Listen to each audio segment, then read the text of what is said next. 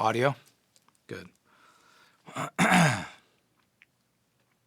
Hey, there I am. Yeah, we're live.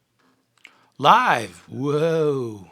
We are live. Yes, I'm alive. Are you alive? I don't know if anybody's tuned in yet, but I'm kind of getting alive. It's 10 a.m. Mountain Time right now. 10:05 a.m. Wow. Pacific, you're out there, 9 a.m.? That's even way earlier. And Eastern, you're over there in 12 p.m. You're eating lunch. Well, it's good to be alive. I'm glad to be alive. I thank God to be alive every day. So, my name is Nomad, and am I talking to people or? Yeah? Yeah, we're live. Ha ha! So glad we have some live people to join us. We're all alive. All right, enough of that silliness. But in all seriousness, I am just kind of waking up and getting myself acclimated, so thank you for your patience. My name is Nomad, and I am a teacher, one of the instructors on JamPlay.com. I have lots of courses. I have 3 courses now. One on funk and R&B guitar, another one on the modes, which is called Modal Magic, and then I have an acoustic pop series, which talks about just playing pop songs on your acoustic guitar. So I cover the gamut. I kind of go from beginner, I definitely hit intermediate, and I also focus quite heavily on advanced. Here's the good news about being a guitar player. It doesn't matter what level you are. It really doesn't.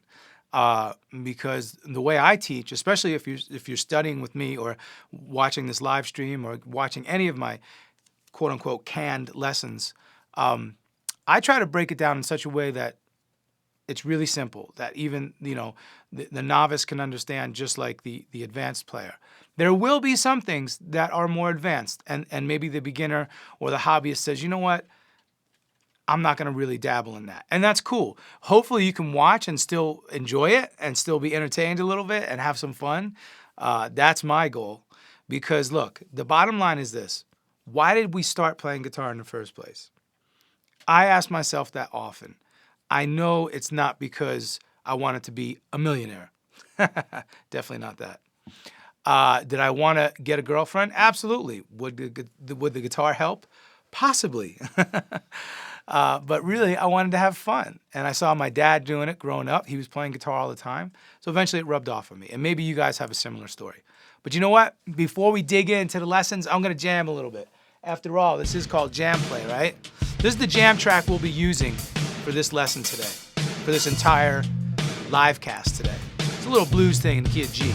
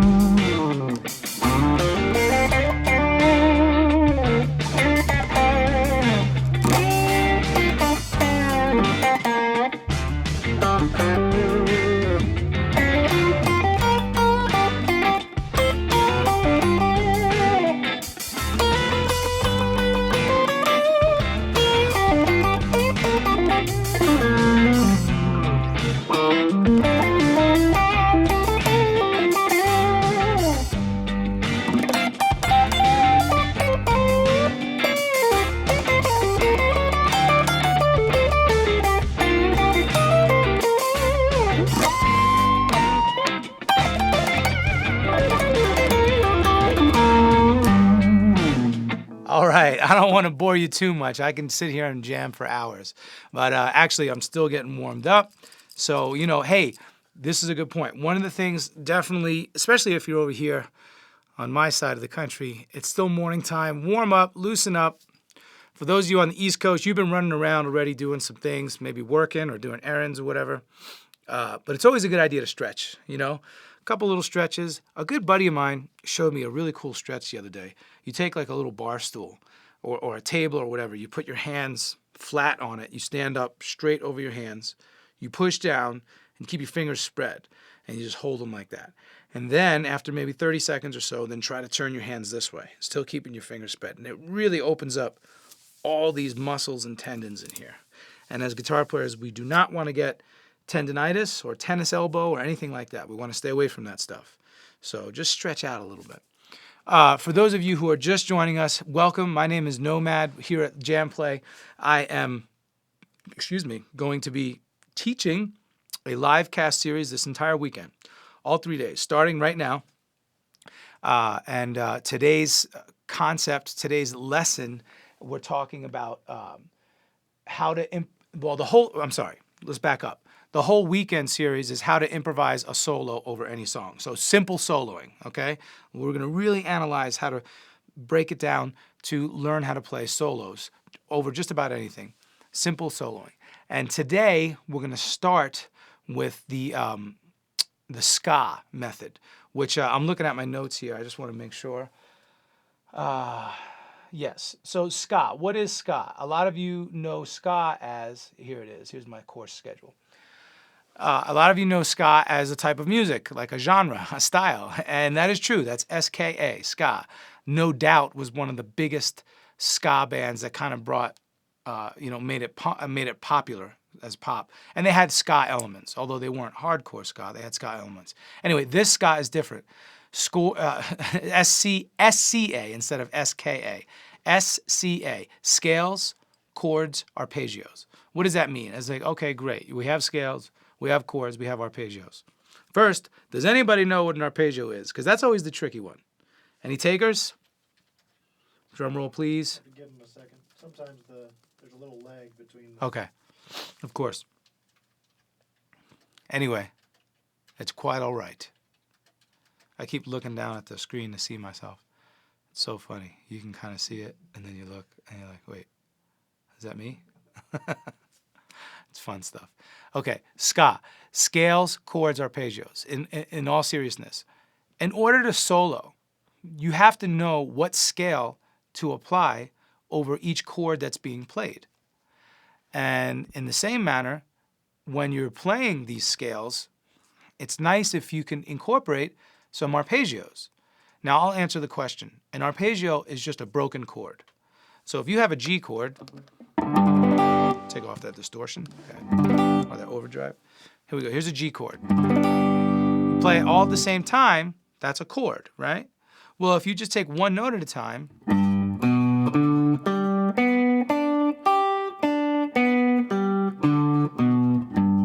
that's an arpeggio. You take all the notes in the chord and you play them one at a time in a consecutive manner. So we have scales, chords, arpeggios. I want you to remember this, ska, very important. I don't care what style, what type, what brand of music you're listening to, or whatever. This method is universal, okay? This method is universal. Now, for all intents and purposes of keeping things simple, I'm only going to run through a few keys on this morning session. We'll start in the key of C, no sharps or flats, no accidentals, right? Which means it's all natural notes, so it's really easy. And then we'll do the key of G and possibly the key of D. We'll see how things go. However, I've provided the notation and tablature for all 12 keys, so you can have fun on your own at home. And it's a challenge, let me tell you. 12 keys can be daunting, but I don't want you to think, oh my gosh, I have to learn this formula in all 12 keys now. No, it's impossible. We have to spread it out over time. So in all seriousness, I don't care if it takes you 3 months to get through all 12 keys. I want you to get through it though. So although I'm not going to be with you every day for 3 months, like this live stream, but you can commit to it, and I think it's a really cool goal. I think it's realistic. For those of you who say, I just want to be a better soloist. I know there's lots of us out there. I was always like that, and guess what? I still am. I still want to get better at soloing. No matter how good we think we are at any given moment, there's always room for growth. All right, enough of that stuff. What is ska and applied in open position? All right, that's what we're going to do today. So we talked about what ska is. For those of you who keep joining in a little bit later, I'll try to go back and reiterate a little bit. We're talking about ska. Scales, chords, and arpeggios. This is the formula to get you to be able to solo better over any changes. All right, open position, we all know what that means. It's the open string to the 3rd fret, okay? Let's play an open position C chord. That's what it looks like. Now, if you look at the PDF here, I start with the scale, hence ska. So you have scale, chord, arpeggio. So we're going to play the scale first. Let's do that at a nice, moderate tempo. I'll count us off. 1, 2, 3, 4. Now, for some of you, this might be painfully slow. Actually, I'm going to go all the way up. I'm going to take it again because I forgot to go up to the G. I'll do it again. 3, 4. So what I was saying is, for some of you, this might be painfully slow. However, I challenge you to stick with it, because you might be surprised just how difficult this may be once you start to uncover what really is entailed. And I'm going to go all the way down to my lowest string possible, my lowest note possible within that key. And then I'm going to come back to the root where I started. That's the scale. Now I'm going to play the chord. 2, 3, 4, arpeggio.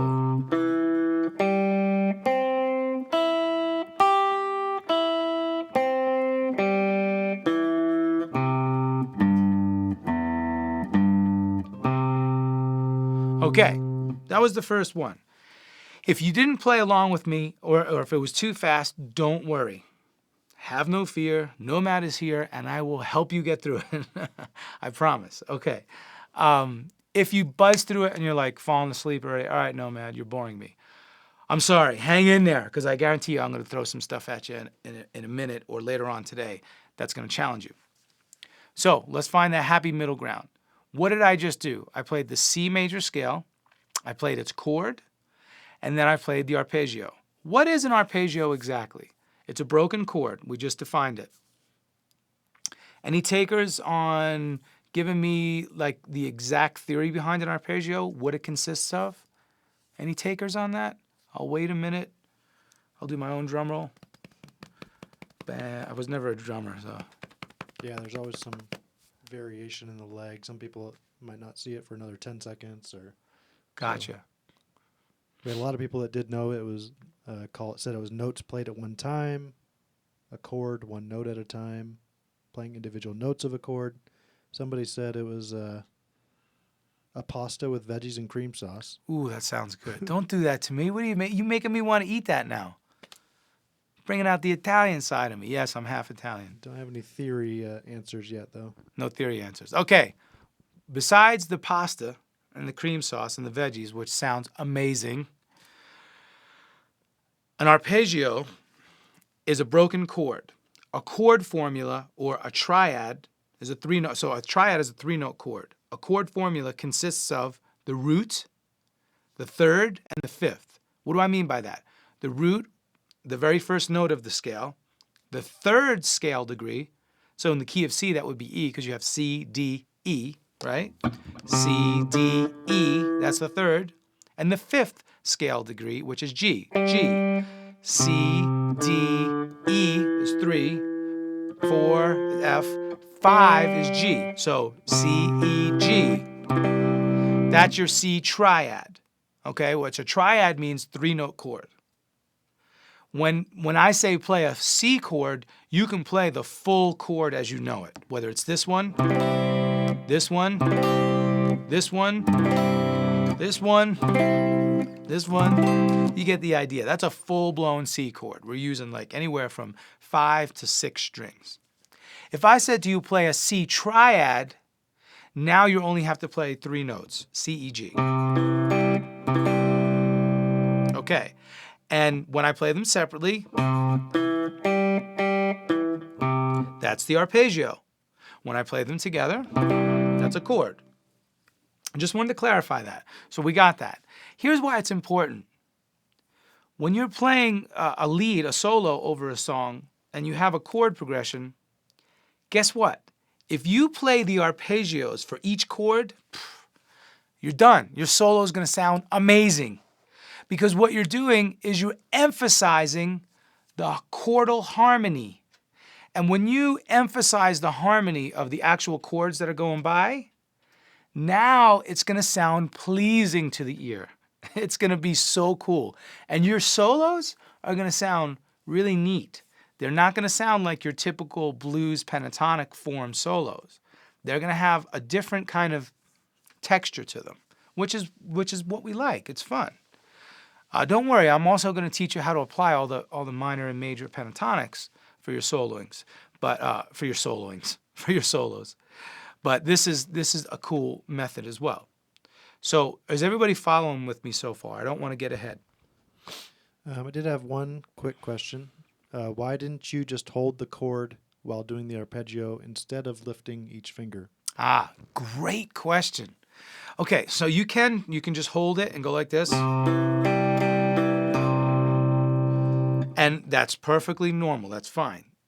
For illustration purposes, I wanted to stop in between each note and stop the strings from ringing out so you can really hear the difference between each note. I just wanted to get clarity.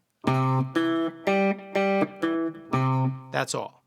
Now, that's in one manner. In another context, when you're soloing, you don't really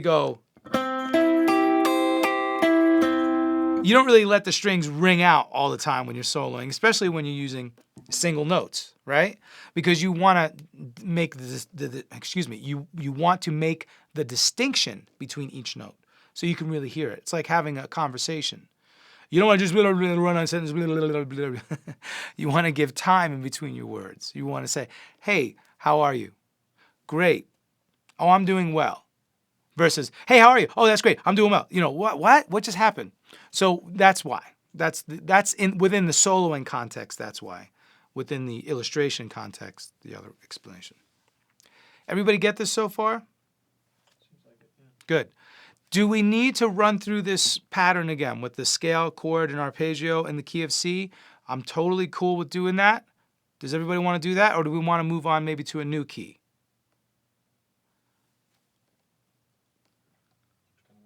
Yeah, that's cool. Want to move on to the key of G, or do you want to do C again? The main response I've got is tracking with you, got it. We probably can go ahead and move on, I think. Excellent, excellent. By the way, our moderator today is Chad. Everybody say, hi, Chad. Hi, Chad. Thank you, Chad. Okay, so here we go. Key of G. How many sharps in the key of G? I'm not going to tell you. I want you to tell me. Before I tell you, I'm going to start playing, but you tell me. Key of G. We're going to play the scale first. 1, 2, 3, 4. I'm going fast. Well, faster than I was before. Sorry. There we go. To the lowest note possible within the scale, then the chord, and then the arpeggio.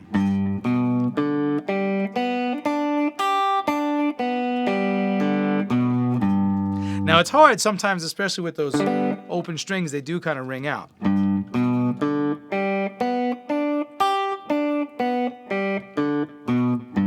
If you can stop them from ringing out in between, that would be great. I just want you to get used to playing arpeggios that are articulated without the strings ringing. Everybody good? Got that? Rock and roll? R&B, country and jazz, and everything else? Yep, cool. Yeah? All right, you got that. You guys are smoking. I mean, this is intermediate, but kind of almost advanced intermediate, in my opinion. We're good? Key of D? Oh, did anybody tell me how many sharps in the key of G? And what was it? Yeah, we had a few people said 1, but I wasn't sure if they said that before the tab went up or not. Yeah. But It's good. It's F sharp. Hey, does anybody know their circle of fifths? Show of hands. Woohoo. Circle of fifths? Any biters? Any takers?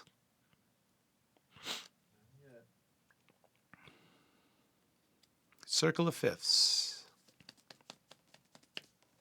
You're not going to like me because I'm going to tell you, if you don't know your circle of fifths, to research it online and memorize it. Oh no. Did you just say the M word? Yes, I did. Memorize. All right. Anyway, nothing? No circle We of have a fifths. few people. See, Jason Dubose said circle of fifths confuses me.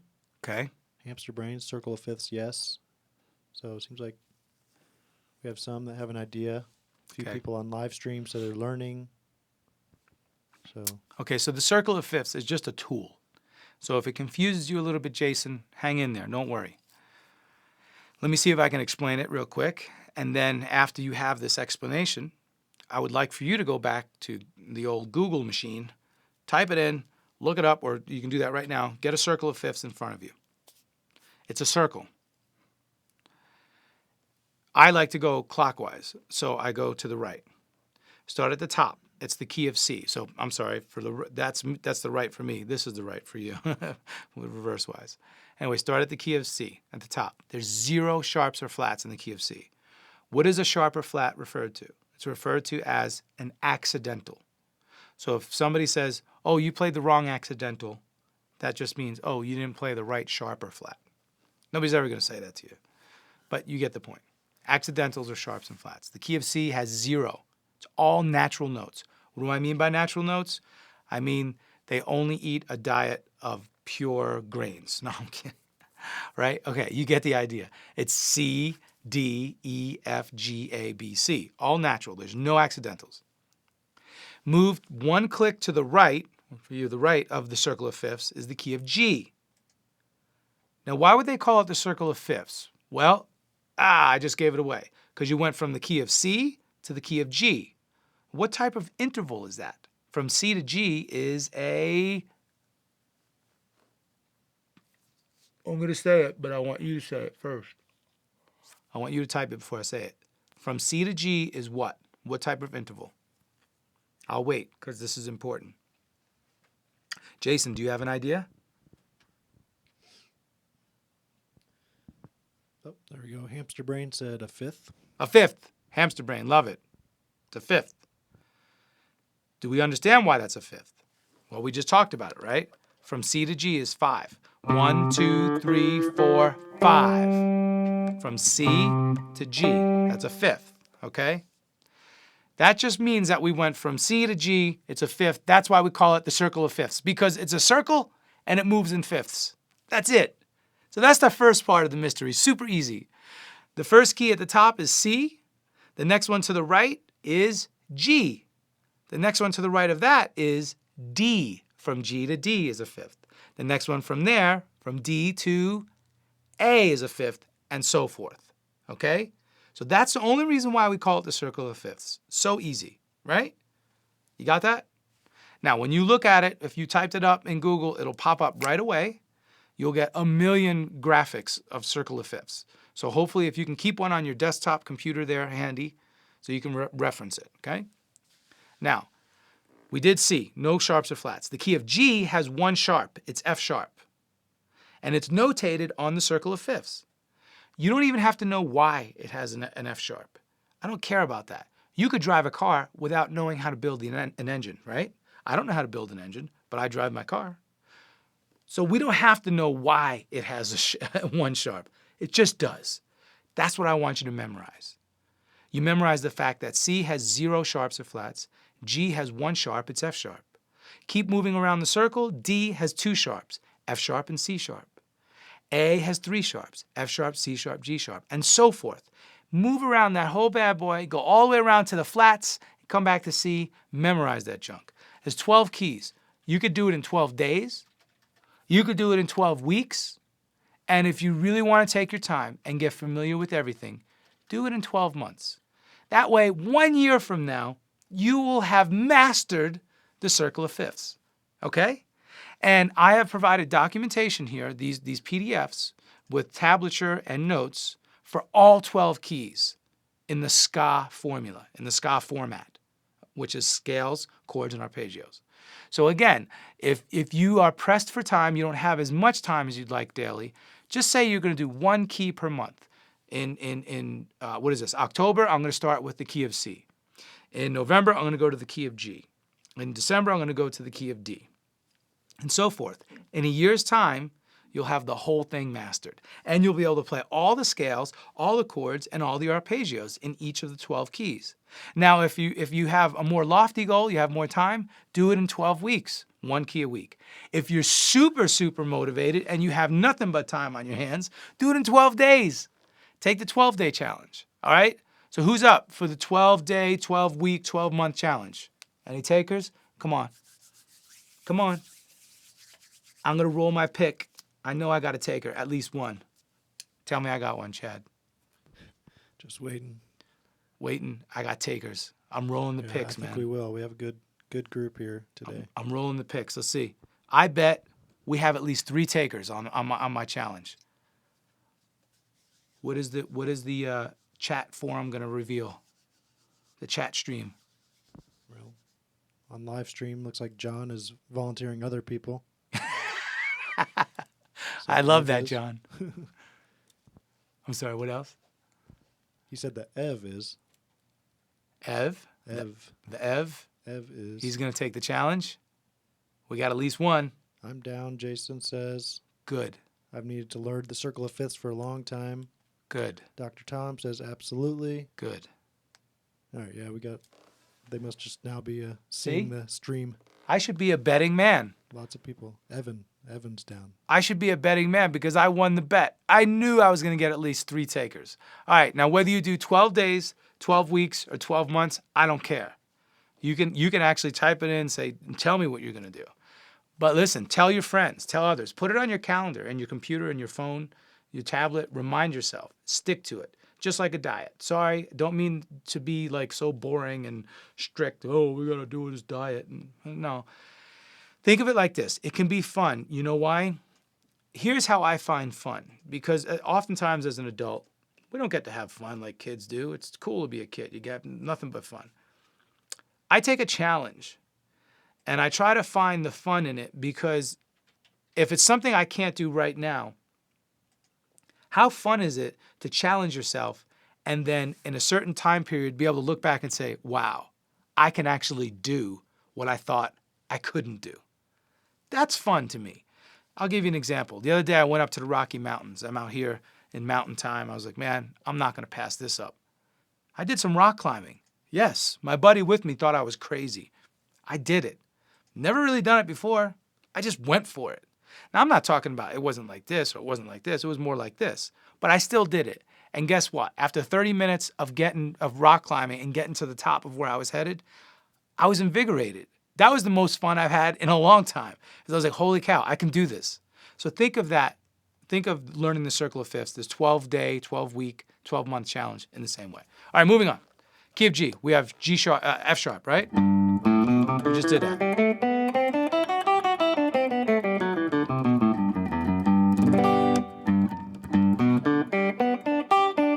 Sorry.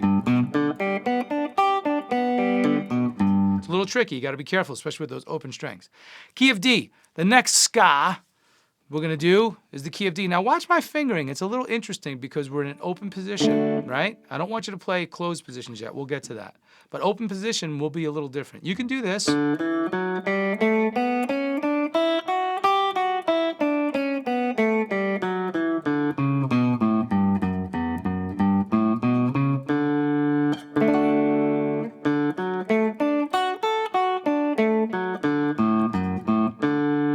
Now basically I kept my first finger on the second fret, which technically means I'm in second position. You can do that. That's fine. I'm happy with that. What I like to do, because I like a little more of a challenge, therefore fun. I like how I frown when I say fun. It's fun. It's a diet. It's a 12-week challenge. It's fun. Okay. I crack myself up. All right. Anyway, I like to do it like this. So I keep my second finger on the second fret. All right. And I didn't put fingerings on these. I really don't, look, to be honest with you, I don't mind how you get there. I really don't. If you have some unorthodox fingering that you think is God's gift to guitar fingerings, then use it. I don't care. Just get there. I don't care how you get there. Just get there. All right. So here's the fingering I use.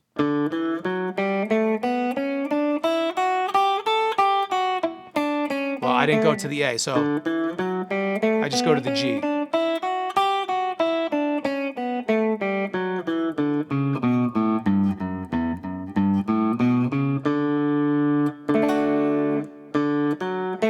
Actually, I think I do, yeah.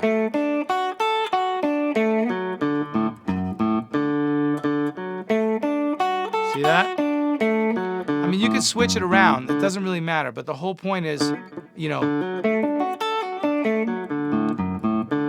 I want to facilitate that quickly. Okay, so I use that fingering because I'm trying to stay true to the open position. So that really means that I'm utilizing the open strings, and I have my middle finger on the second fret, first finger on the first, and so forth.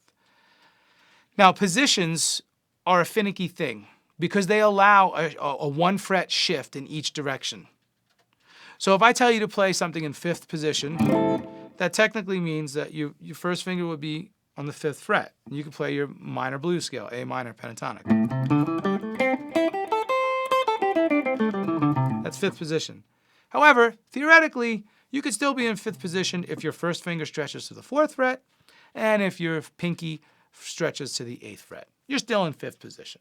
All right? So it's the same concept here over in open position. Why is it so important that I have you play this formula, this crazy new 12 whatever challenge formula in open position?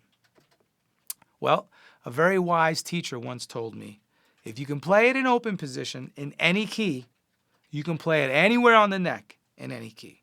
Guess what? He was right. Because once I mastered this stuff in the open position, I didn't struggle anymore. Why is that, do you think? I know why. Because when you mix fretted notes with open string notes, it can be very confusing. You're like, wait a minute, what the heck is going on? Why am I playing D, E, F sharp like that, and then an open G, and then A, and then an open B, and then C sharp, D sharp, and then an open E? It's confusing. Exactly. But that's why I want you to do it. Because if you can master the hard stuff, then guess what? Everything else is cake, man. It's like training wheels. If you rode your bicycle with training wheels all the time, you would never progress.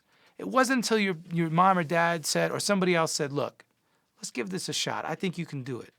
Let's take one training wheel off. And then you're like, oh man, I did it. Take two training wheels off. Bam, you're riding a bike. Do you ever want to go back to training wheels now? Heck no, I don't. It's ridiculous. My daughter mastered riding the bike within like a couple weeks. She just took the training wheels off. She's like, I'm done with this. Same concept here. Do it the hard way first, and then the rest is cake. Once you get that first little stumbling block, you get over that hurdle, then you're cool. All right, so that's ska in the key of C, G, and D. Without taking too much time on this, because I know it can be a little boring, I want to talk about a couple other things, but do we have any questions? I hear Chad typing away. What's the climate like over there in live stream world? Chad, to you. No, I haven't seen any questions come up directly related to what you're talking about now. So Okay. I'm hoping that means people are tracking and following what you're saying. So Okay, good. I can give them a few seconds here to make sure. Okay, good. So I'm going to do an example now. I'm just going to play an example. Let's say I'm doing a little jam. Let's just say I have a chord progression. Since we just learned C, G, and D, we'll play those chords. So in the key of G, I'll stay in the key of G, and we'll just do a 1, 4, 5. So a G chord, a 4 chord C, 5 chord D, and then back to G. So if we just...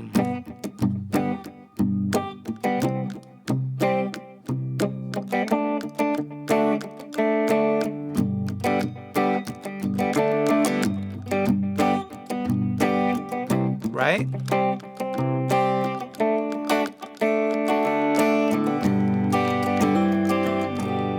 Let's just take a little progression like that. How would you solo with that? You know, so you want to solo just staying within the chords and the scales. You know, you figure G. Okay, I have a G chord. I have a G scale. I could use that, a G arpeggio.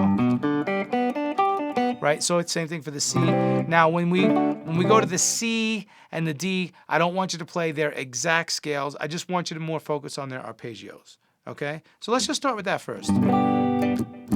Let's start with the arpeggios.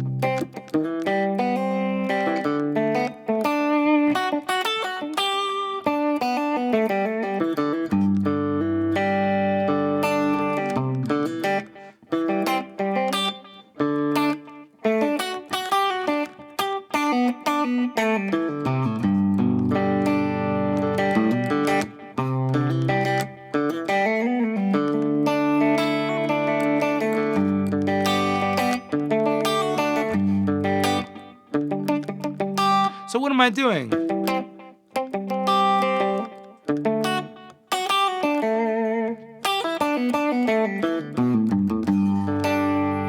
I'm just kind of outlining the arpeggios or little fragments thereof. I'm kind of playing in and out of them, doing some hammers and pulls, maybe a couple little vibrato moves and bends, slight bends. But I'm just using those arpeggios to ornament my chords. So instead of, let's say you have two guitar players. I'm going to switch this old Variax. That's pretty neat. It's a nice acoustic sound.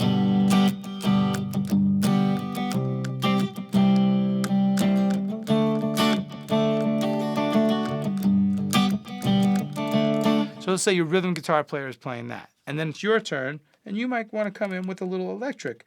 Then that's when you can do all these.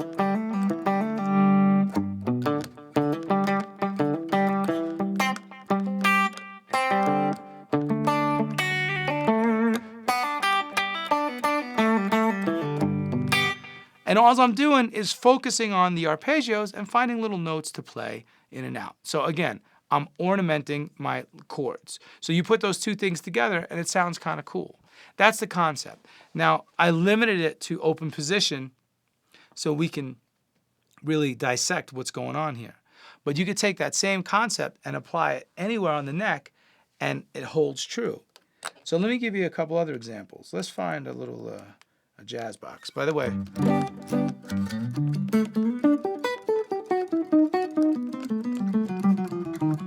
yeah, I like this. This guitar is really cool, the Variax, the James Tyler Variax by Line 6, because you can get all these different tones from it. So I really like that. So I'm doing a jazz box now, which just means like a big L5, Gibson or something. Nice hollow body. Let's say you were in a jazz context. And let's keep the chord progression in the same same realm there. The 1, 4, 5. So we'll play like a G6 to a C6 to a D sus.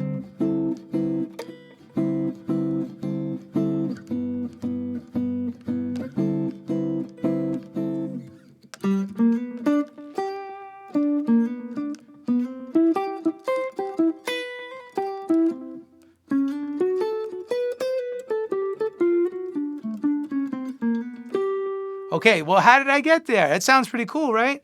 That's called playing through the changes. Well, how did I get there? Because I was just focusing on the arpeggios.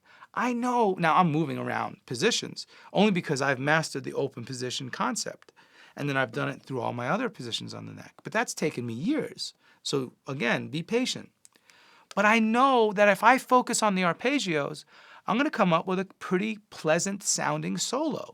So I have G, B, D, G, B, D. Now, I'm adding some chromatic notes, some passing tones, but the basic format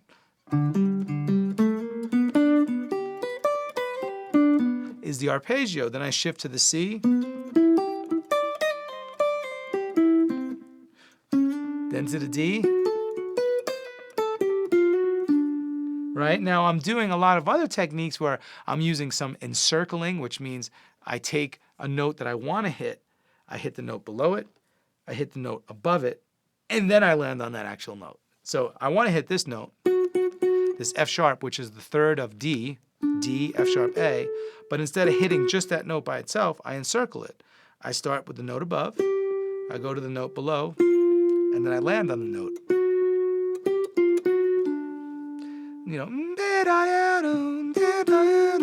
That sounds kind of cool. So when you're in a jazz context, it sounds real jazzy, man. Yeah, man. Yeah. Pass me that. Oh, I'm kidding. Don't pass me anything. Pass me that guitar. That pick. Pass me that pick. Do I hold the pick? Anyway, you get the idea. All right, so.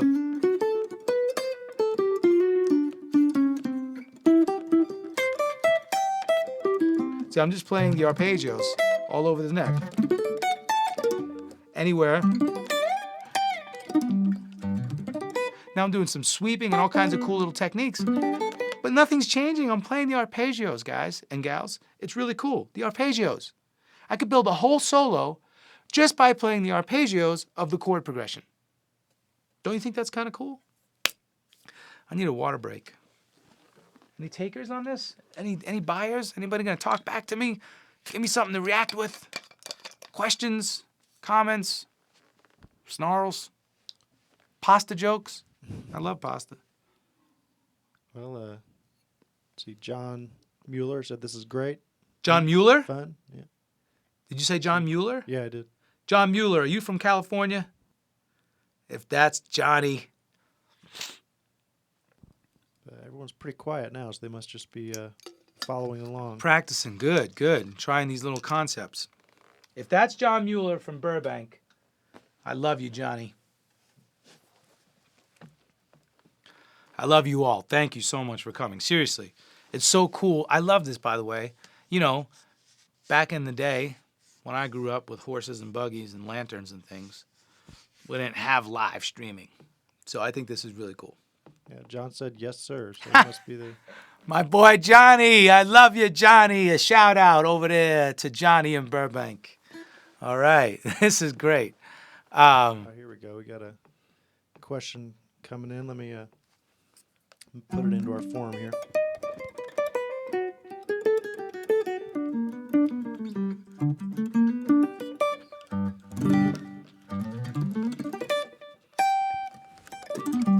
We got a question?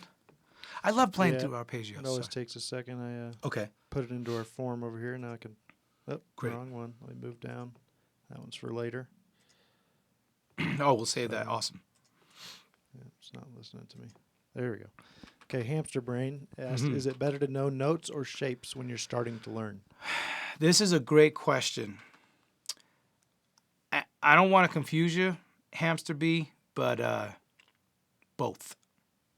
And here's why. So what I'm teaching you right now is notes. Okay? I'm teaching you to learn the notes. I'm challenging you to learn the notes and why those notes are there. Because the key of G says there's one F sharp, and I got to play that F sharp. And the G arpeggio says it's G, B, D, and I got to play those notes. But there are patterns, absolutely, that just assist in learning these things. And let's cover a couple patterns. Why not? So this is a great question.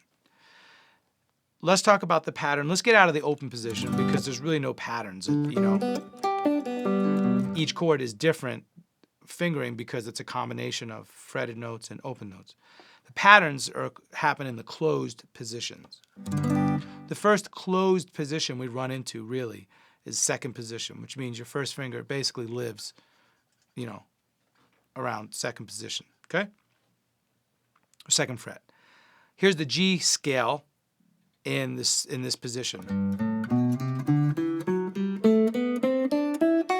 And yes, that is a pattern. So it goes 2, 4, these are the fingers. 1, 2, 4, 1, 3, 4, 1, 3, 4, 2, 4, 1, 2.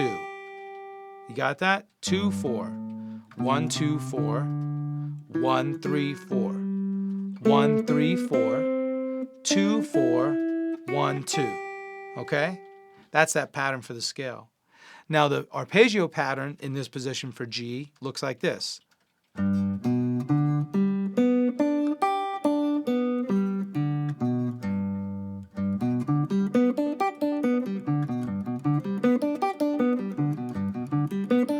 And you can just do that all day long until your head explodes.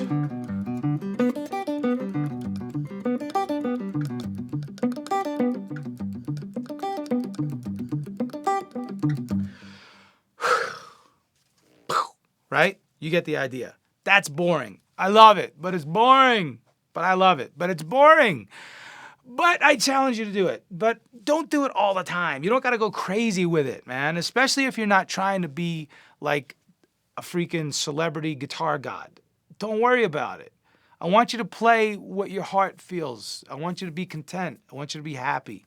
I don't want you to be laboring over this instrument. This instrument can cause you much distress, believe it or not, because it's so stinking hard to master. Accept the fact that Nomad, no matter how hard you try, you are not Brad Pitt. You see what I'm saying? It's like, I want to be a movie star, but I'm not. I want to be a guitar god, but I'm not. I want to be a famous race car driver, but I'm not. Just resolve to doing what you can do to make yourself content. Yes, I want you to learn some patterns, but I don't want you to go crazy saying to yourself, oh man, if I don't learn all these 12 patterns of the modes in every 12 key, I'm just going to go nuts. No, just pace yourself. Take little bits, okay? Now, there might be some questions as, well, how do you develop speed like that? And that's not like super fast, but it's pretty fast. Just alternate picking, down, up, down, up, down, up, down, up for scales. Slowing it down.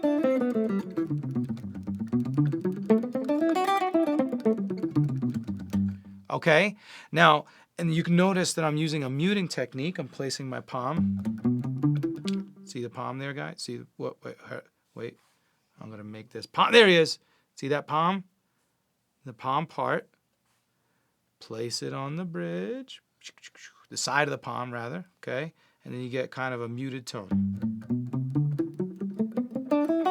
Oh my gosh, my nail looks so ugly that close up. Just so you know, that's acrylic. Ladies and gentlemen, that is acrylic. That's why it looks so yellow. Ew. I have acrylic nails. Why do I have acrylic nails? See that? See how weird that is?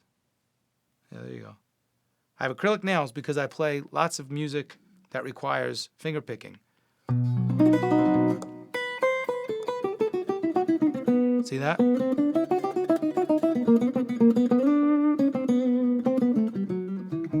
That's why I have acrylic nails. Okay, anyway. They just look so gross close up like that. That's funny. I lost train of thought. It's still early. I haven't eaten yet. I'm going to eat lunch after this before we come to the next session. All right, so you get the idea. So alternate picking for scales. Like what they call cross picking or hybrid picking, all different kinds of techniques for arpeggios. You know what? You don't have to get fancy. If you're already fancy because you're there, then great.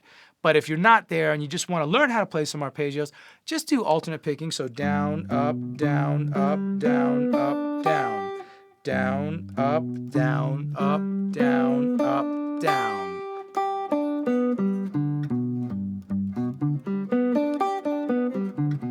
Now, you might ask, where can you find these patterns? To be honest with you, you can find them online just about anywhere. The fingering patterns for, all 12 keys, the scales, and the corresponding arpeggios.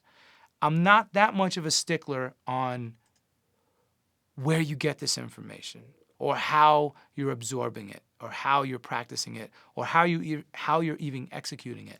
I'm not much of a stickler on that. What I am a stickler on is that you do it to where it feels comfortable. Also, on JamPlay.com, the actual website, if you're a member, I have these materials in other courses that I taught. All of these fingerings, the scales, the chords, and arpeggios are broken down in depth in my Modal Magic Show. It's called Nomad's Modal Magic Show. It's on the JamPlay site. If you're a member, you can look it up right now.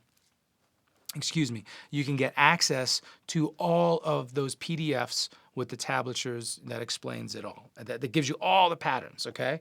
So, bam, there it is. Now, if you have another teacher that has shown you this stuff that you prefer there, then use it. Or if you stumble upon something else that you prefer, use it. I don't care. Just get it done. Get it in there, and challenge yourself. Have fun with it. Yeah, a little challenge is fun. I really do. I'm going to be saying that a lot over these next 3 days. I believe a little self-challenge can be fun because the rewards are nothing but joyful. Honestly, it might sound a little cheesy, but it's true. Something else I wanted to talk about. Originally, I'm from Long Island, so every once in a while I'll do that accent, but I'll do many accents. Get used to it. Something else I wanted to talk about as it relates to all this stuff. Scales, chords, arpeggios. Depending on how involved the chord progression is, some of these rules apply as a blanket rule. They apply to everything. Some of them don't. For instance, earlier I said when we did the 1-4-5 chord progression, G, C, D, I said play the G scale for the G chord, but then when you get to the C chord, don't play the C scale. And that's because we're in the key of G technically, and the C major scale has an F natural and the G major scale has an F sharp. So it could be clashing, right? This rule, this ska method, applies more so in a very detailed jazz context, more so than just a regular rock and roll or country or pop context. However, the chord and arpeggio part applies everywhere. So in other words, the scale part applies mostly in a jazz kind of advanced context. The chord arpeggio concept applies everywhere. So over the course of these next 3 days, we're really going to be focusing on arpeggios because, believe it or not, folks, arpeggios are the lost art of unlocking the mysteries to create a cool solo. That was a long book title. Can you imagine if I wrote a book like that? Arpeggios, the lost art of unlocking the mysteries to creating a cool guitar solo. Okay, Wordy McGivens. That is my new nickname. How we doing over there? To you, Chad. Good. Do have a few questions we could probably start getting to. Awesome. Here's one from Steve Jones. In the key of G, when I play over the 4 chord Right. C, would I use an F sharp or an F? All right. See, so I just talked about that. It's funny. Yeah. Great question. So, so here's the deal. When it's stripped down to its barest essentials like this, don't worry about the scale so much of each chord. Just play the arpeggio. The arpeggio for that corresponding chord. So that's a great question, Steve. Now, going back to the jazz context, it would apply because if we're playing like a G major 7 to a C major 7, to a D sus, then you can actually play the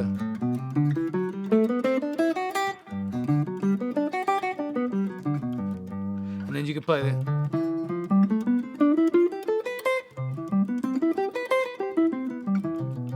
and this is the simplest form. So you could actually do that and it'll sound more appropriate,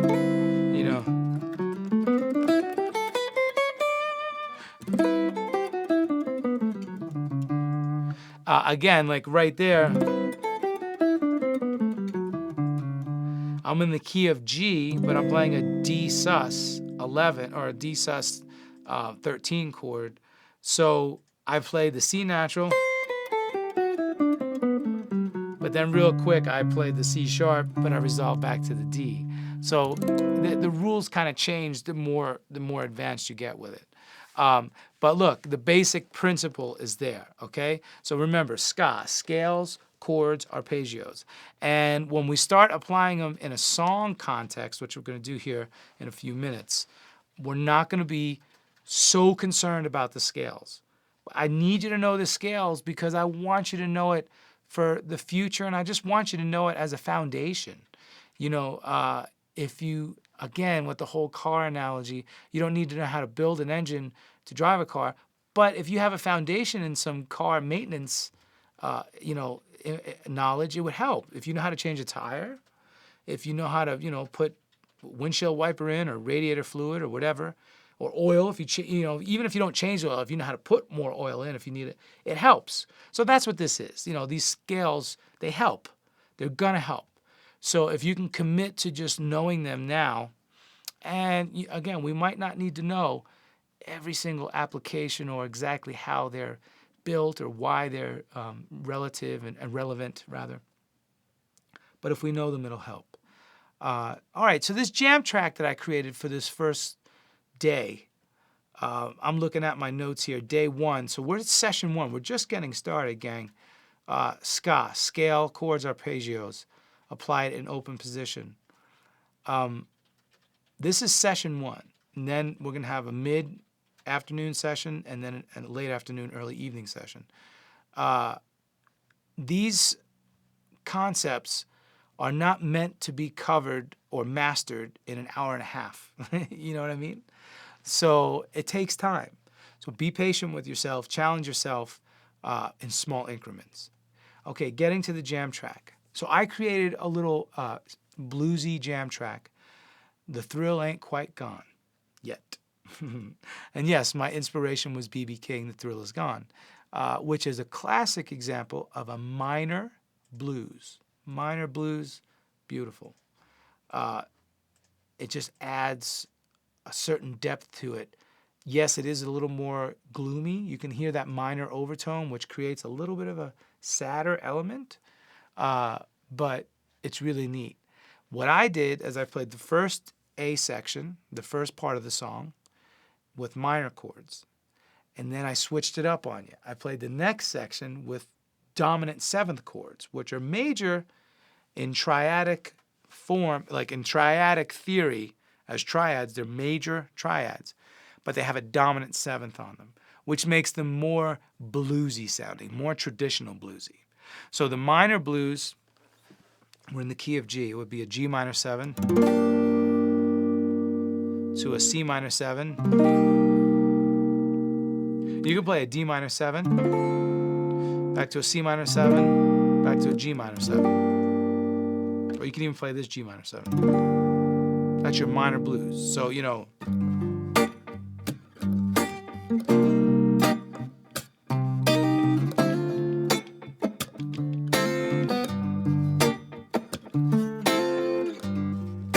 see how it's got a little bit more of like, oh, wow, it's cool. It's got a nice soulful little groove to it. It's like, It's got a little bit of that melancholy vibe. It's real bluesy, like, man, she left me. She just left with no explanation, okay? And then you go to the other blues with the dominant chords, and it's like...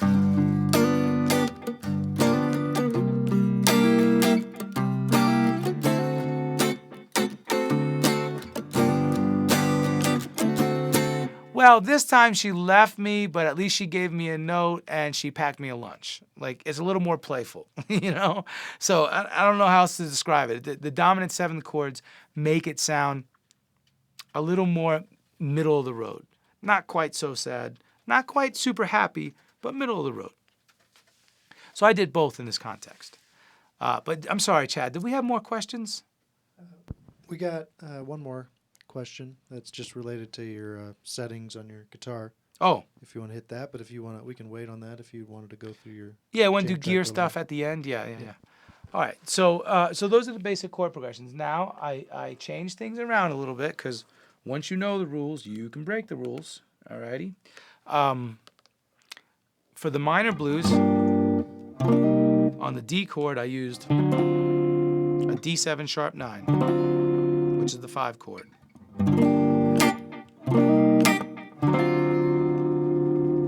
And guess what? On the dominant 7th blues, I think I used the same chord. It's kind of cool on the 5. So anytime you have a 5 chord, you can play this. For those of you who might not know it, you should learn it. It's one of the coolest chords in the world. Middle finger on the 5th fret, A string, which is D, that's the root. First finger on the 4th fret, D string, which is actually an F sharp. That's the 3rd of the chord, or the arpeggio, D, F sharp, A. That's the 5th. We're not going to play the A in this one, though, but there you go. D, F sharp, and then your 3rd finger here on the 5th fret on the G string. That's the C, which is actually the dominant 7th, which in theory means it's a flat 7. It's pretty advanced stuff. For those of you who get it, cool. For those of you who don't, cool. It doesn't matter. And then your pinky here, your pinky right there on the 6th fret, B string, which is actually an F. You say, whoa, hold the phone, Nomad. Hold the stinking computer lines. This doesn't make sense. How can you have an F sharp and an F in the same chord? That's the 3rd. You have like a regular 3rd and a minor 3rd in the same chord?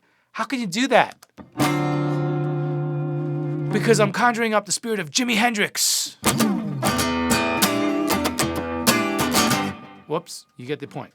Anyway, that's the famous Hendrix chord, okay? He played it in E. I'm playing it right here in D. I just slid it down 2 frets, which is 1 whole step. Okay, the concept being it's a D7 sharp 9 chord. Whoa! That's some serious theory you're dropping there. Yeah, it is. It's some serious knowledge. But look, don't worry. I'll explain it for those who care. Those who don't, just have fun with it. And use it. I'll tell you what, you want to drive everybody in the house crazy? Use it as underscore for your real life dialogue in the house. So mom says, "Hey, Eric, I need you to do the dishes." "I'll be right there, Mom." Dad says, "Son, you're supposed to take out the trash." "I know, Dad, I will." Your wife says, "Oh my gosh, you're playing that stupid guitar again? Would you just come spend time with me?" "Have no fear, baby. I'll be there in a minute." I mean, it kind of works.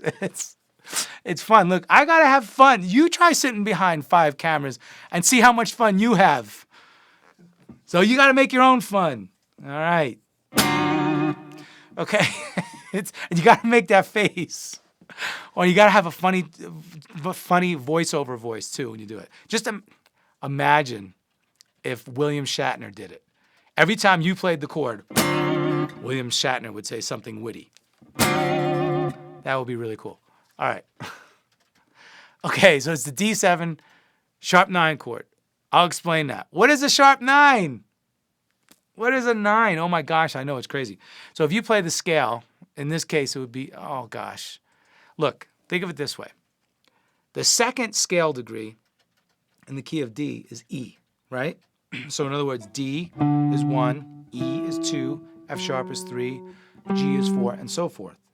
So the E is the 2, but it's also the 9, because if you keep on going all the way up, go above the octave, here's the low octave, D, here's the high octave, D. If you go to the next note, technically it's the 2, because it's another E, but it can also be called the 9, right? Because you have 8, 9. What happens if you sharp the 9? So 8, 9, 8, 9. What happens if you make it sharp? Sharp 9. Bam!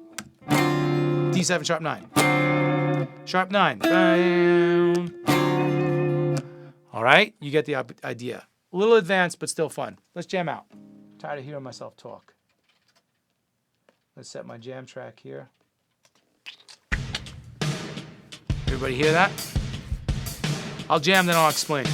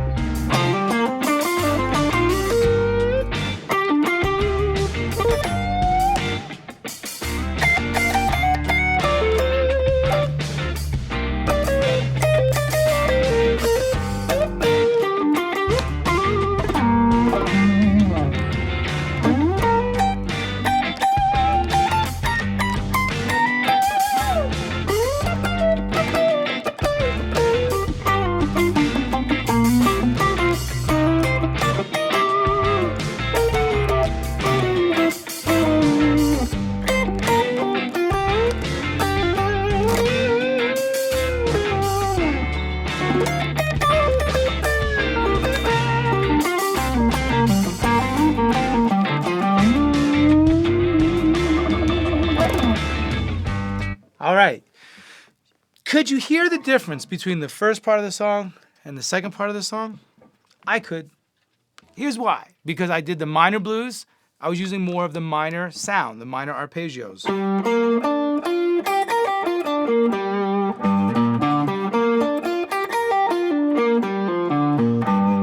When it went to the second part, I did more of the major dominant sound.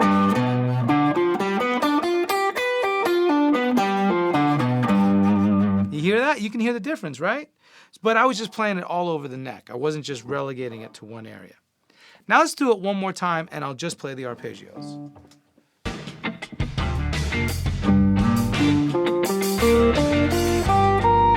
This is a minor 7 arpeggio, G minor 7.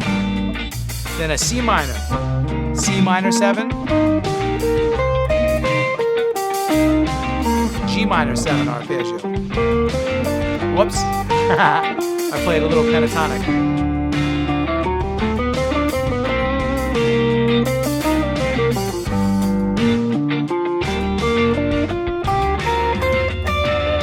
Okay, now when I get to the the D7 sharp 9, the scale is a little more crazy, and so is the arpeggio. I screwed up there. I should have played this.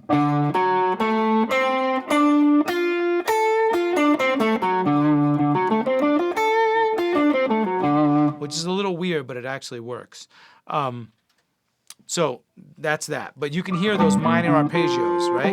Now, so this is a G minor arpeggio, G minor 7, which would be G, B flat, D, F, G, B flat, D, F, G, B flat. Not that far off from the G minor pentatonic. I'm only leaving out one note. That's the C. No C. So I'm just going skip the C, right to D, F, G, B flat, skip the C, right to D, F, G, B flat. Okay? Then I did the same thing for the C minor 7. I just went all the way up to C, which is on the 8th fret. And then back to G on the 3rd fret. And then you get to the fancy chord. It's a little more tricky. If you want to break it down and try something really cool, think of it like this. You're going to play a D major triad and then a D minor triad. What? Pretty cool, huh? D major triad and then D minor triad. It works. As weird as it is, it works. So you can even go, it's like, what are you doing? You're playing a D major triad, D, F sharp A to D, F, A. And all I did was slide up here. D, F sharp A, slide with your pinky from the 7th fret on the D string to the 12th fret, and then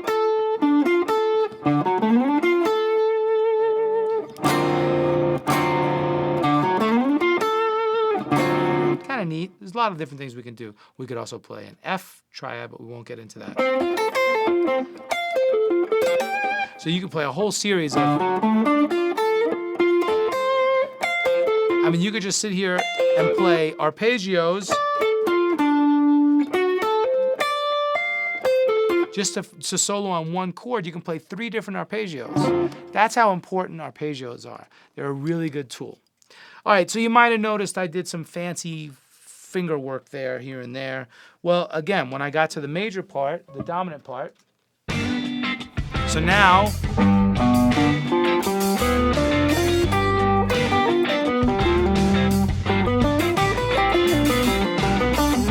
C dominant. I'm just playing a C dominant arpeggio.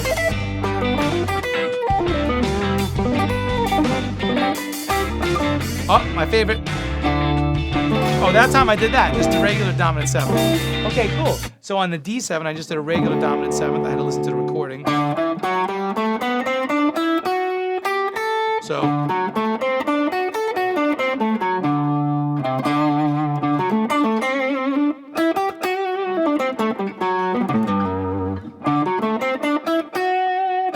You hear that? And then.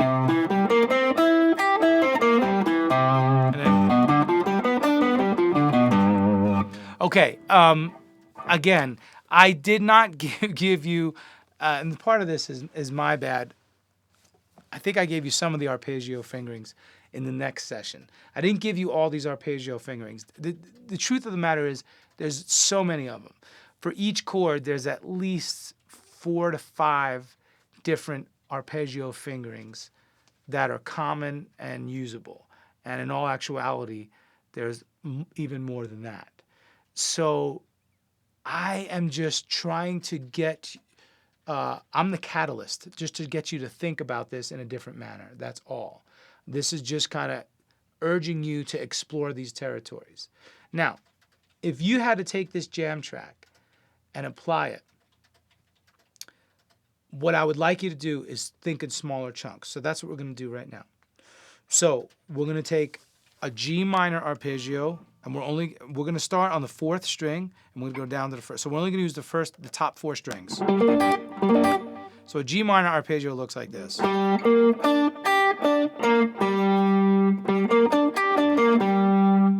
then a G major arpeggio looks like this. The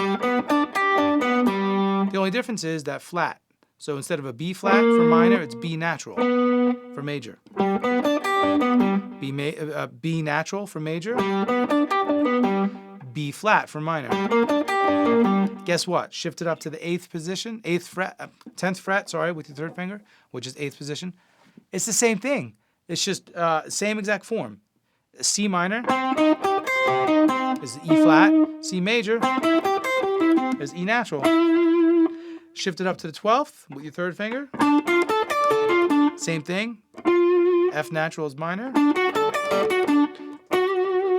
F sharp is major. Okay. So let's do that again. G minor.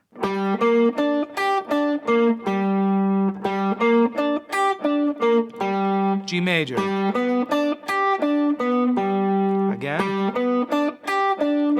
Again, G minor.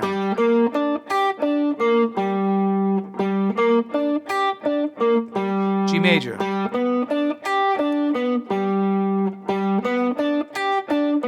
Shift up to C. Let's do C minor.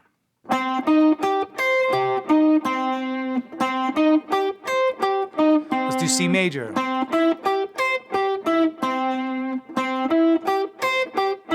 C minor.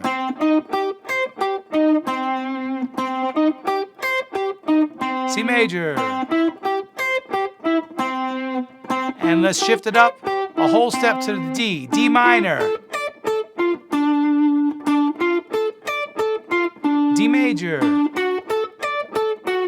These are really easy. I want you to memorize these. D minor.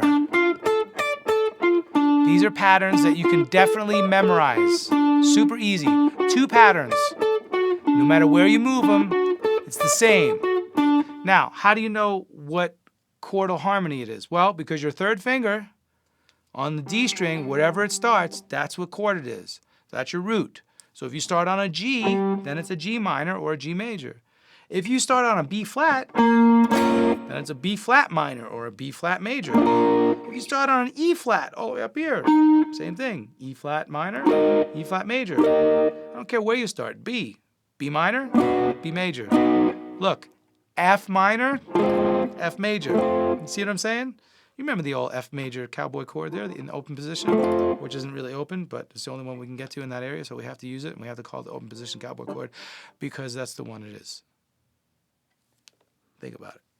Okay. I'm going crazy on myself here. Now, let's do the jam with those positions. You say, Nomad, this is baloney. I don't believe you because you soloed, you used the whole stinking neck. You went crazy, and then you left us out in the cold because you didn't explain everything. You're right. I didn't explain everything because I don't want to confuse you, and you can't. It takes time to get to these levels. But I'm going to prove to you right now that you can play a really cool solo just using those fingerings I showed you. Oh boy, we got the Doubting Thomases. Let's see. You ready? Bam.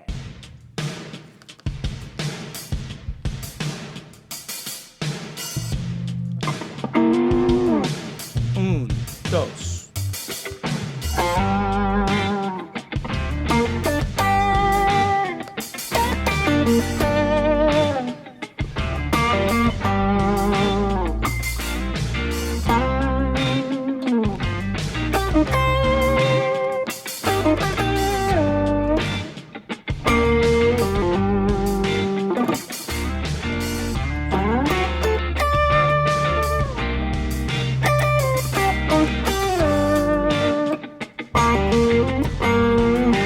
Now the major forms.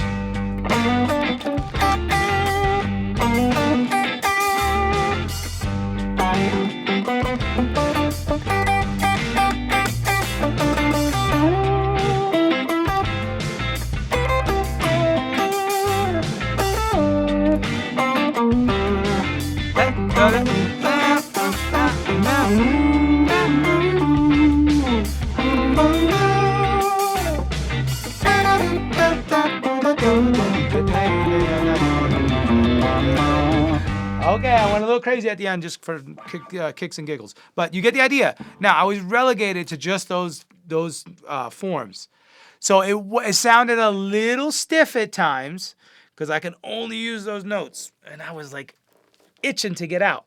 And that's what's going to happen to you. But what I want you to do is first I want you to learn how to put air in the tires, man. Just put air in the tires. Learn that first.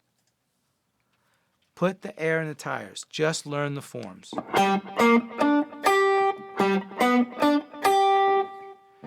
Then I want you to learn how to get the jack out and pump up the car, right? Put the jack underneath that little part where it holds the car, the axle thingy, whatever you call it, see?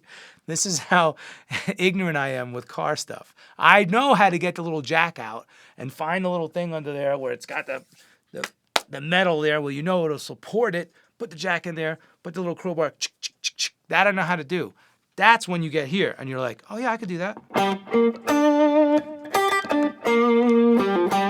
Oh yeah, that feels good.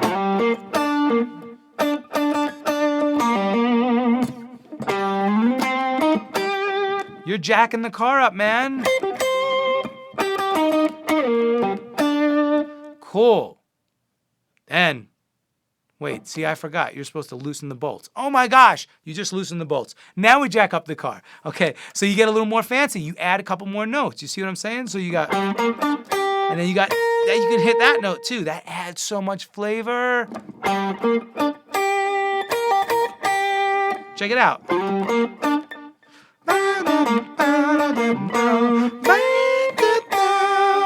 Now you added that note. I didn't say you couldn't bend it. You can bend it. If you want to bend it, bend it. It's so bendable.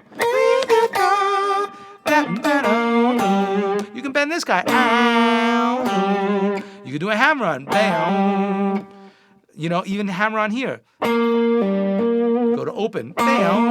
Sounds cool. Now hammer on right here. It's okay. Now it doesn't sound good, so you gotta go. See what I'm saying? Cool. You loosened the bolts. You jacked up the car. Now you're gonna pull the tire off. We're gonna add another note.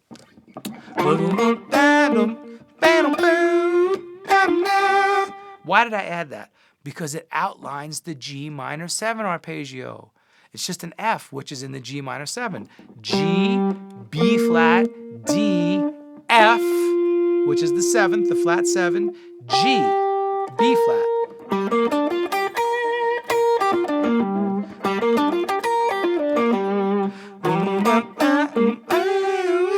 Let me show you soloing now when I have these extra notes in there. Oh my gosh, it's so much, whoops, hold on. So much fun.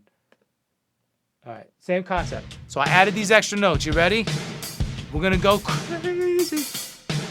Un, dos, 1, 2, 3. Remember, I told you you can bend.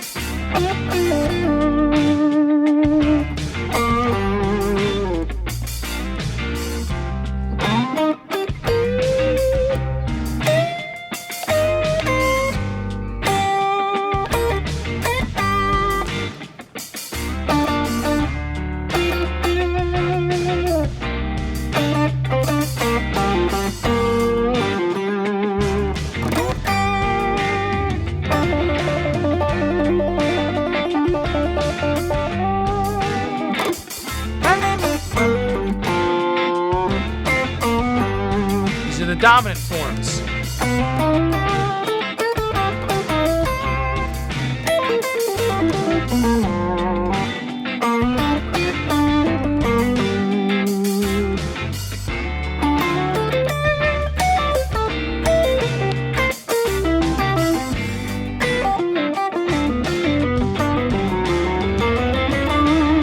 Okay, so I just started outlining the actual arpeggios at the end.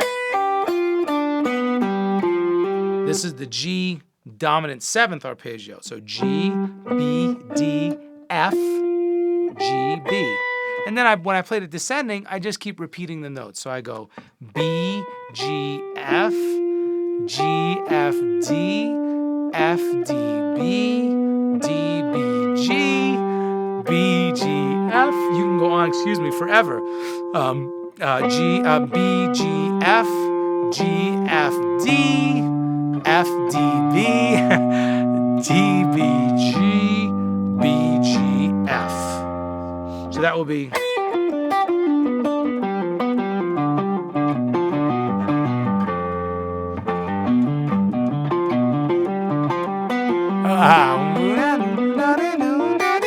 It's a little more confusing going up, but you get the idea. So do you understand now how paramount arpeggios are? Please say yes. Please, please say yes. I'm going to take a break. What do we got on the lines, Mr. Chad? Pretty quiet at the moment. Let's see. Quiet. Everyone's just. You guys got to interact with me, man. We do have a couple questions from earlier. Nothing All right, it's Q&A. I'm direct on this yet. We probably can hit those and wrap up for this session. Yeah, let's wrap it up. So what are the questions? Okay. Let me pull them up. Let's see, this one came in a while ago. Oh, right. This is the Do you gear play? question. Do you play on Variax program sound or straight from pickups? And does it do the job? Yes. Okay. So the reason why I love the Variax, what I was telling you guys earlier, is because I actually use the modeled sounds, and I don't know where you would, which camera you want me to show. Here we go. Yeah. This one right here. So you see that knob? That actually has all the different models. You can't really see it, but it says here it has custom, so you could save your own custom sounds. And then here it has T model, which is for tellies, you know, Spank, which is for Strat. There we go. So custom 1, T model, and then Spank for Strat. You have Lester for Les Paul. Special has all these, and yes. So when you hit the button, it lights up, which is really hard to see, but anyway, it does light up. So I use these. I love these, by the way. And then over here you can change the tuning. So let's say we go to let's go to acoustic model. I change the tuning. Let's go to a drop D. Isn't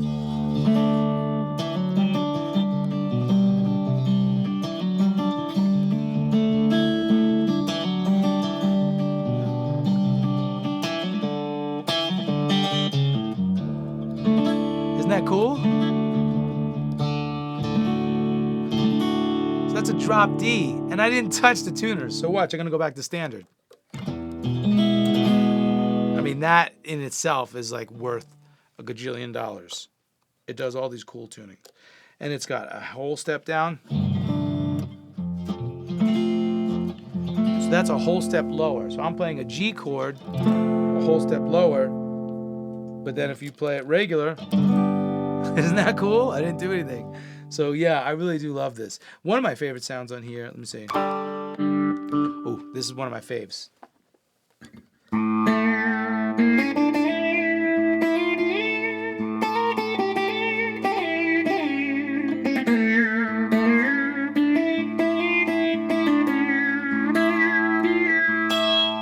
Sitar. I mean, it sounds really good too. So yeah. So that's why I do like it. You can play it with just the regular pickups. If you just turn this off, here's the regular pickups. So and then it sounds really stratty, you know.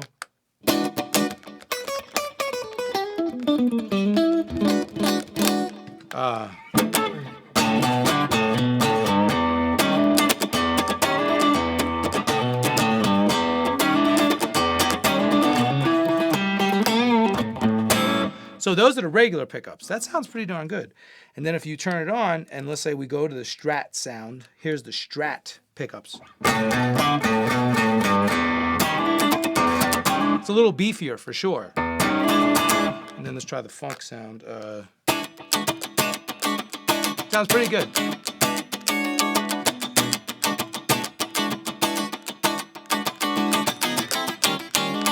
mean, that sounds pretty neat, you know?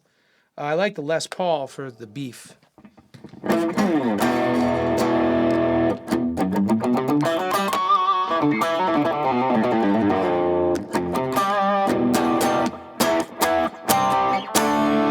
That's pretty beefy, you know. So it's got lots of neat things in there. Any other questions before we sign off for this session? Oh, cool. Let's see. This one came in a while ago from my JamPlay 89. When did you start learning shapes, theory? Did you already know how to bend, slide in solid ways when you were learning this theory stuff? Yeah. Oh, great question, my jam play. Yeah, it's all together. All together. It happens so, how do you say, gradually that you can hardly tell. Just like you might, like if you're a super beginner, you just learn the C chord. Well, you learn that C chord and then you learn a G chord. And then maybe somebody shows you something else and they say, hey, by the way, do you know how to use vibrato? And you're like, vibrato, what's that? And they go, oh, it's this. When you wiggle the string, you kind of bend it really quickly. Oh, I never done that before, but that's pretty neat. So I might go. Somebody says, well, why don't you bend? Sure. Bend, teach me how to do that. Oh. And then you go. And you're like, oh, wow. Bending is fun. Okay, and then so vibrato. So it happens organically. Just be aware of everything. And if somebody does something that piques your interest, if it's on video or online, just stop it, rewind it, keep watching it until you can do it. If it's live like this, ask me the question, I'll tell you. And hopefully they will too. So, I will say this, nothing, what do you call, everything you see and hear is doable. It's just a matter of how it's broken down to you. So nothing is impossible, really. Because if there's other people doing it, you can do it if you really want to. You just got to break it down. Hope that helps. Okay, let's see. I think we had one more come in. When I do my musical stuff, most of the people don't like it. Is it normal for experimental music? Guess what? How do you say that? Evgeny Slusko. That's cool. That's a cool name.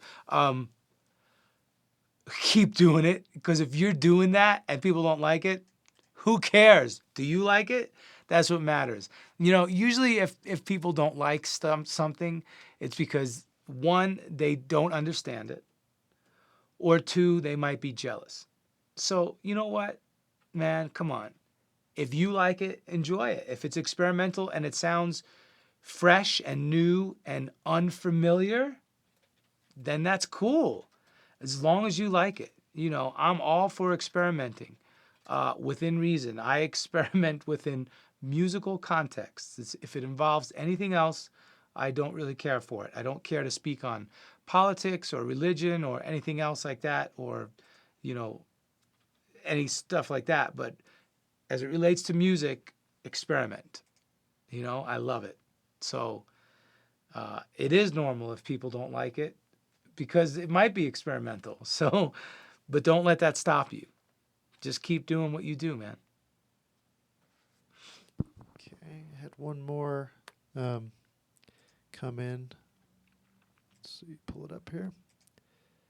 I think this was for you. We do have another session going on JamPlay with a Q&A instructor. So if not, hopefully this still is a relative question.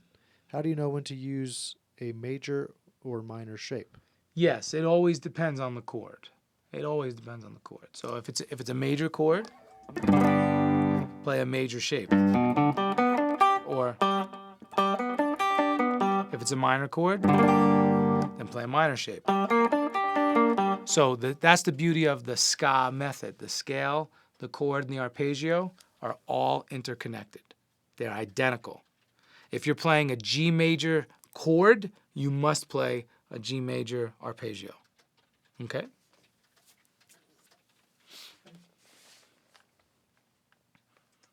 think that's it for now. Cool. That was fun. Yeah. Same thing. I guess we'll see everybody at 4 p.m. Eastern. 4 p.m. Eastern. Yep, so we'll be back at 4 p.m. Eastern, 2 p.m. Mountain Time. And we'll be taking a look at arpeggios, it looks like. Arpeggio fingering is hidden within the chord. Right, we'll get into that. Yeah, awesome. Stay tuned. Thanks, everybody.